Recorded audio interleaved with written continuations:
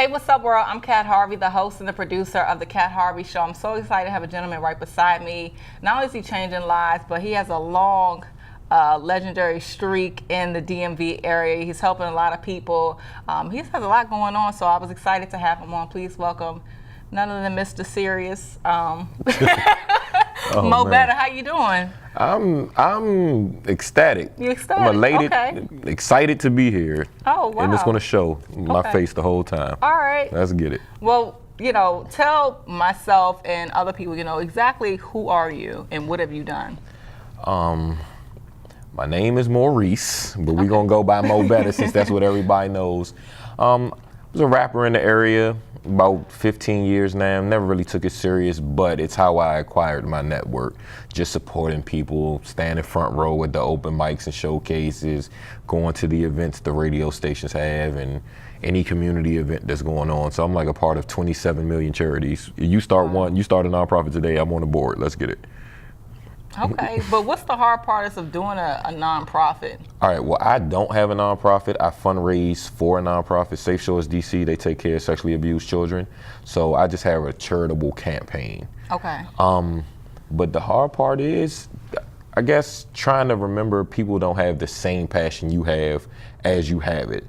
Like, if I knew a friend whose kid had autism, so I want to do the autism walk, you might not be as motivated to do that because it doesn't hit home per se. Not that you don't care about that cause or that person, but so that the hard part is just trying not to get frustrated. You like, I have 5,000 friends. We only raised $12 today, really, so.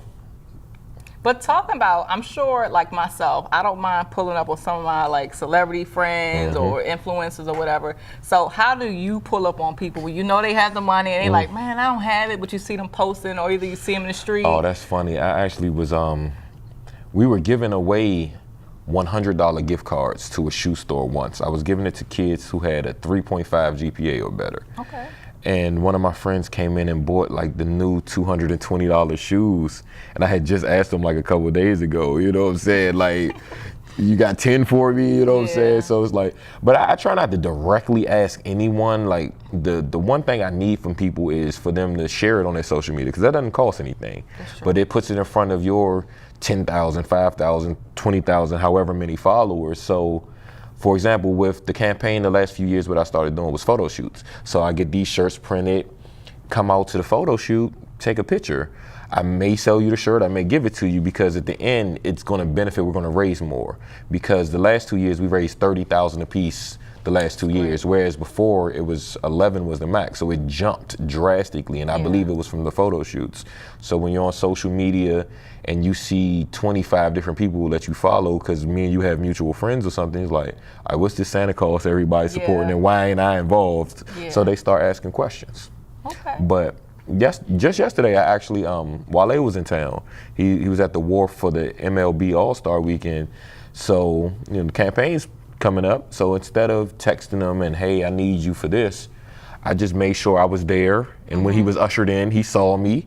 And what do I have on? A Santa Claus shirt. So it's a reminder that way. Yeah, that's right. Always being in front. So why do you think people are drawn to you? I mean, it's plenty of people in the area that's kind of doing what you're doing in a different space. So why do you think people gravitate to you the most? I support everyone else. I had someone ask me if I could teach a class on fundraising.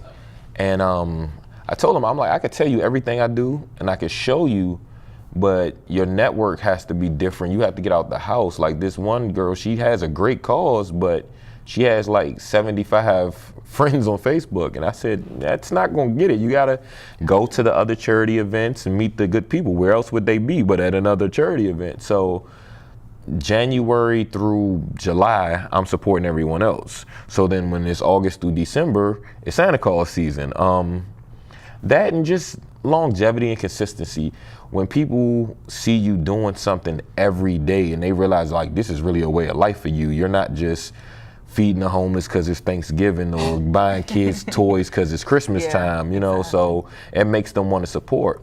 I've had one friend I grew up with, he donated, let's say $20 the first year, $50 the second year, $100 the third year. Year 4 started off the first day, he donated $500. Wow. And then also, because I match people different things, I challenge the artists, every DMV rapper, I told them, I'll match all of you $100.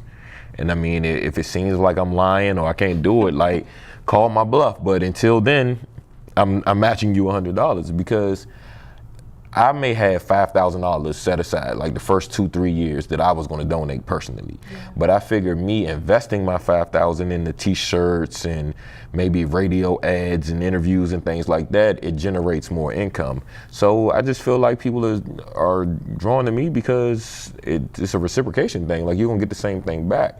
And even if I can't donate to your back to school drive, I'll put it in front of my 5,000 followers. That's 5,000 people you couldn't have reached. So just sharing their information helps them out, especially when it's someone new just getting started. Like, they really appreciate that. So what do you have to say to people that that's so behind the scenes, that nowadays, everything's on social media, and a lot of people, they don't want to put the fact that they're giving back to all these different things, and people don't get to see that. How important is it for people to start sharing those things instead of trying to keep it a secret? This is my favorite conversation. I'm actually working on a philanthropy documentary, and that's the underlining theme of it. I've asked so many different people that very question. Jay-Z said, the purest form of giving is anonymous to anonymous, right? Yeah. And I think people believe that only if they do it low key and no one knows they did it, then that's like the only way that is real. And my thing to that is, let's say you were my sister. If I had to help you with your car note or your rent, I wouldn't tell social media that. You shouldn't. I don't think when you helping your friend, your close friends and your family, that you should share that. But if you're fundraising for the Covenant House or the Red Cross, these are national organizations that also need the awareness brought to them. So that's why I'm saying share. And I'm like, for the artist friends of mine, if you guys go to a gentleman's club or to a club, you say how much money you spent and you pop the bottle and all that. Like, why is that okay to share and we want to be quiet about helping somebody? My thing is, I have a slogan, it's called positive peer pressure. So if I say, all right, I'm giving $500 to this cause, you may have been prepared to give $5, but you say, okay, if he can do 500, then maybe I can do 50. So I'm trying to, get you to do a little bit more. So I think, I actually once, I was going to start a campaign called BAG. So it's BAG, it's brag about giving. Okay, I like that. Like, why do we want to hide the bad things? You look on social media and you see politics and all these things going wrong, and it's sad and it's depressing. The news with the murders, I'm like, why don't we want to share the positive things? Like, I love those viral videos on Facebook where someone helped somebody randomly and they may not have recorded it. Someone else may have recorded it. Yeah. I do understand, however, when people are feeding the homeless and you don't just want to take a picture because you're not trying to take advantage of those people or use them for that. But my thing is, I always tell people that get upset about folks videotaping certain things and showing certain things, is at the end of the day, they had to do it to be able to show it. That's true. So you can't sit in the house not doing anything, critiquing or criticizing somebody that's getting something done. Yeah. So I want to ask you, do you think the whole stigma of DC being a place of the crabs in the barrel, do you think that has gotten better? It's hard for me to say because I never felt that way. I used to go to open mics on different sides of town, and would be your backpack rappers and then your trap rappers and then your lyrical miracle rappers, and I fit in all of them. I feel like you show love, you get it back. So I do notice where there's people that aren't showing love. And I mean, I get it, but I don't think that's going to ever change. I really feel like people are, and I don't like to generalize people, but sometimes I feel like people are just inherently selfish. Like, so that's the whole thing with the fundraising, is we're putting the fun in fundraising. I'm trying to show people that these events are fun, and when you show love, eventually you may get it back, but it may not be from the person that you expect. Yeah. I could have done something for you 20 times over and you never did anything, but 3 strangers did something for me and I haven't had a way to help them with anything. So it may not come back in the way you expect it to. But once we were at I think it was a sock drive, and we were in a gym, And, you know, they had the buckets and the baskets, and we were piling them up with socks. And I looked around, I'm like, there's kids in here. I started taking the packs of socks and just like shooting basketball. Next thing I know, we're playing basketball with socks. I'm like, we're having fun. Yeah. Like, I have a photo shoot coming up for the cause, and it's gonna be fun. Okay. So Santa Claus, where did that come from you, or did that come from, okay, it came from you. Okay, so Santa Claus, I didn't know what it was gonna be. The term popped in my head. I was like, look, I wanna do something. We about to get back. I don't know what I'm gonna do, but actually, all right, where it came from, there was a DMV award show we used to have annually, and a fight broke out. It was really bad. I think a bartender lost his eye. It made the news. Then there was an open mic, and someone had shot inside of it, and it made the news. Then Go-Go's were getting closed, and they couldn't have them in DC for a spell, and it made the news. This all happened in a 2-week time frame. So I'm looking at the news, and in my mind, I'm like, the average person watching these news segments are thinking like, these DMV artists are animals. Yeah. That bothered me, because I had a friend that already had an organization called Will Rap for Food. There's an organization in Atlanta called Hip Hop Gives. The rapper The Game has his Robin Hood project, and there was different things that hip hop artists were doing charitable. It's like, why this stuff don't make the news? Yeah. So my thing was, right then, I'm gonna make the news for doing something good. I don't know what I'm gonna do, but it's gonna be called Santa Claus, because maybe it was close to Christmas time. So what happened was, a friend of mine, a community activist, Tony Lewis Jr., had a clothing drive for the place Safe Shores that I fundraised for. I may have given him about $300 in gift cards to Children's Place. He was like, hey, this is a lot. You guys see where your money's going. So you go on a tour, and then you want to give them every dollar you haven't earned yet. Yeah. Like, they have this great clothing closet where they keep clothes in every size, because you don't know what size a kid's going to be that comes in there. And it's brand new clothing, so they get to pop tags and feel good about themselves. And when I went, I was like, all right, you know what? This is going to be the place. So the very first year is going to be them, and then I'm going to go from DC to Maryland to Virginia and keep alternating every year. But after raising $5,000 the first year in 4 months without having a goal at all, just my friends say, you know what, Mo, my open mic tonight, we're going to donate the money to this. And then it built, because my network was already big. So that's kind of how Santa Claus came about. Not necessarily to help the children at first, because I didn't know what it was going to be. Right. I felt that was a great cause, and I was like, that should tug at everyone's heart, abused children. But initially, it was to change the perception and the image of local artists. Okay. So that's how it started. That just turned into something else, which is why every year I challenge the artists, because I'm like, I started this because of y'all, so I want your help. I didn't know that. That's good. So how do you deal with people who were not supportive of you? No, I'm joking. Because I know there were some. There's plenty. Yeah. There's plenty. Yeah. But some of them, they come along.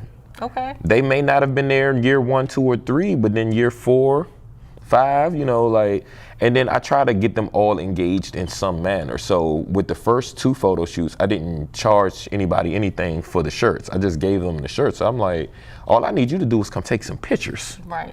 That's not asking anything of you. To come get some professional pictures, or you could do it for the gram. Now you could throw pictures on the gram. I paid for you to have professional pictures taken. That's true. So now you're going to post your pictures in your shirt. You just became a part of the campaign. So now once you're a part of it, you want to see the end goal come to fruition. So if you look, and let's say the goal's $50,000, and you might check on the link, because I feel like everybody clicks the link to see where things are going. You know what I'm saying? Because I can't see that you've seen that. You know what I'm saying? So you go look, and we're at $38,000, and it's 3 weeks before the end, you're gonna put some money in it. Okay. Because now you wanna be a part of something that was just historic. That's true. That's true. I have to touch on one thing. I know your wife is sitting behind camera. I love how you guys go with each other everywhere, and how important, I'm sure there's a lot of young black males who look up to you. How do you encourage them that, hey, it's cool to settle down, it's cool to find somebody and get married? Because I feel like that piece of our culture is not, that light is not shining. So what do you say to those young males out there? I'd be in an insane asylum if it wasn't for her. I would have quit 4 or 5 years ago. Like, I'm done. I can't do this. No one supported. What do you mean no one donated today? You know what I'm saying? Yeah. So I always kept a lot of things to myself, and I probably still do it more than she wishes. But Like she sits there and get the rub in your back or something. I'm like, man, I can't believe these people aren't like, what is wrong with these people? You know what I'm saying? Yeah. But it's like, you're gonna get the goal. I'm like, I know, but I don't want 10 people to give 5,000 a piece. I want 50,000 people to donate $1. I want everybody involved. Right, you know what I'm saying? But yeah, she's real encouraging. But as far as the settling down thing, I mean, I don't feel like that's anything I have to say. The people that follow my Instagram and my Twitter, they just see it. Like, people meet her for the first time and say, hey, Adrian, like, they know her name. You know what I'm saying? I'm like, how? It should have been like weird, like, how do you know me? Right, nah, I mean, she knows what it is. Okay. Like, she knows, because I'll get stopped in the grocery store. Like, I don't think I can go anywhere and not be, I'm like, I'm not even famous. What is this about? We be at a rest stop in North Carolina. Hey, Mo, I'm like, really? You know what I'm saying? But, yeah, I think just sharing it, because I mean, some of my friends tease me, like one of my, the activist, Tony Lewis Jr., he said, your captions on your pictures used to be like Pusha T and Jay-Z, and now it's like Hallmark greeting cards, you know what I'm saying? Like, look, I'm a grown man. Yeah, I'm a grown man. I'm on my 444 album now, you know what I'm saying? So it's good. Like, a lot of them follow her, so that's why they feel like they know her. That's good, yeah. So, my thing is, how can we get the kids, I remember when I was growing up, they had all these youth programs and things like that. How can we get that back started again, to get these kids off the street and, stop stealing, stop shooting and all this other stuff? If I knew that, I'd run for president. You would? No, actually, I mean, but that's the thing. These places exist. What I've noticed is certain places have the funding, they do the grant writing, but they aren't in touch with the needs of the community. They don't know the people, they just had the money. Then there's the people that know the people and they don't have the money. So you try to bridge the gap how you can. Like I said, my network is extremely diverse, like extremely. There may be a pastor, then there may be a drug dealer, but at the same time, I know that drug dealer to be a good-hearted person. Yeah, you know what I'm saying? So I try to bridge the gap how I can. I try to share every community initiative that I see, because I know people are coming to my page looking for that. Right. So what is the vision for yourself at the end of the day? Do you know? I don't have one. Like, I became something somehow. It's like people like, Mo, you don't have no business cards, you don't have no bio. No, you don't. Yeah, they be like, man, I need you to have a bio. Yeah, people be having to do their homework. I'm like, my bad. Like, we need a bio and things, and I'm like, I don't do anything, but I do everything. You know what I'm saying? Like, and I understand that, but I'm like, it's not my 9 to 5. This is what I do. Like, I don't have a rate to come speak to the kids. I don't have these booking info in my bio, you know what I'm saying? Yeah. I'm like, I got a regular job. I go to work. It's a hobby, you know what I'm saying? So I couldn't have a vision for something I don't even feel like I voluntarily decided to do. It's like, if God gives you a mission, you just get to work. Because as I was telling you off camera, I'd retired in December from being Mo Betta, I thought. Yeah, right. Apparently he laughed at me, but I meant it. Everybody was like, Mo, you're not going anywhere. This is what you do. You have too much fun doing it. I was told that giving is like my high. Like, I don't smoke or drink, so this is yeah. That's good. So what do you have to say? A lot of people have died. I'm sure you had friends and stuff. How can we stop that piece, especially when it comes to like envy and jealousy about, good people in the community that's giving back? What's the guy's name? I think it was Lil Tony or something. He passed away. What are your thoughts about that? Because these aren't good people. These aren't drug dealers. Right. Quotes like "the good die young" come to mind. And then Jay-Z once said, he was like, well, I have a question to that. Why am I still here, right? Yeah. But I don't know, like, I just feel like the most you can do is just keep putting positivity in the air, because unfortunately they're horrible people. We just have to have enough positive ones to combat it. So every day I may delete 5 people and add 5 new ones. It may be a person that has 17 followers, but I'm like, they true and genuine. I love when I'm around them, their energy's different. You have to change the world that's around you. Yeah. So if it's a shirt, like I'm walking around with the shirt that says positive peer pressure, somebody read it. It impacted them in some way. I have shirts that have scriptures on it. One says random acts 2035 of kindness. like that. So it's better to give than to receive. Like, I feel like somebody's going to go look up Acts 20:35. You know what I'm saying? So just different little things you can do. Share positivity on your page, because we know on Instagram the meme of something horrible or whatever is going to go viral. And you like, all right, so I just asked you to share my flyer though, bro. Like, you can't share my flyer. Right, you know what I'm saying? Like, don't invite me to your mixtape release. I'm not coming. But yeah, I just feel like we just continue to spread positivity, because at the end of the day, people are going to do what they're going to do. I mean, but do you think sometimes people bring that to themselves? Yeah, in a way? Some of the things you allow around your kids and things, like, you could tell them not to do it. We know how that worked out as a kid. Like, do as I say, not as I do. I mean, kids it can't be that bad if the parent does it. So if I saw my mother and father drinking, I'd probably drink. Yeah. But because I didn't, I don't. Now, it's them telling me not to do it and telling me what comes with it and all that. Like, I get that, but me not seeing you do it is why I'm sure I don't.